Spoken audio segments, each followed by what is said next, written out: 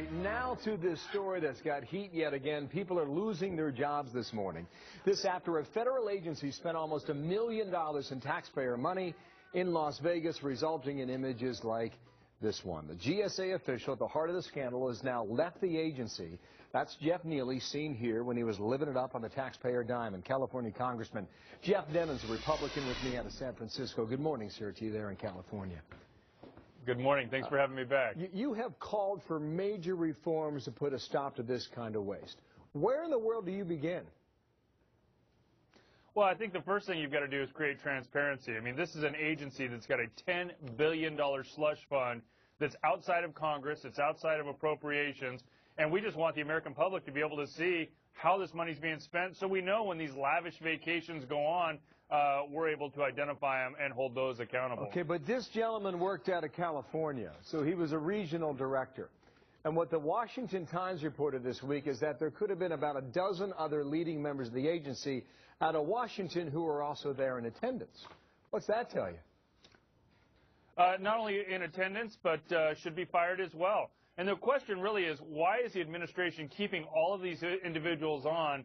They're still collecting not only their paychecks, but they're building their pensions. And we just feel like if you break the law, if you have this type of abuse against the taxpayers' dollars, then you ought to be fired and fired immediately. We need to set some examples. Okay, now you're talking about first steps in this process. I'm not quite clear where you begin just yet. The federal government is so massive and so large, and this agency itself, it was responsible for keeping an eye on how other government agencies spent money. Yes. I mean, the irony there is just insulting. It is. They're supposed to set the standard for every other agency. We have believed for some time that there were many other agencies that are doing this very same thing. In fact, we've just recently found out that the Ninth Circuit Court, the federal courts, have been holding an annual trip in Maui. They did one in 2010 where they spent $1.1 million, snorkeling trips, yoga, I mean, a whole long list of things that they were extravagantly spending money on. And now they're planning on doing it again August 13th of this year. So it not only shows that there's a culture of this type of wasteful abuse, but the arrogance that they're going to continue to do it after they've been caught. It seems that the Vegas trip is a symbol, and it represents a much bigger issue here. And why was this not peeled back earlier? Because if you start digging into this, who knows what you're going to find?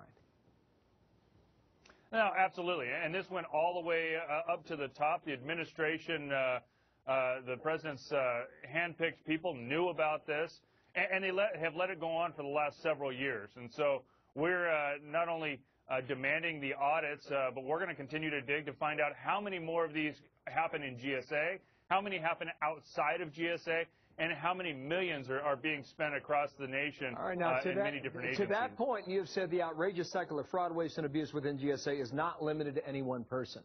Where does this lead then? Well, I think, first of all, GSA has to justify their existence. I'd like to abolish GSA altogether. I think that there's private industry that can do their job and do it cheaper, do it better. But, again, they set the standard for every other agency in government.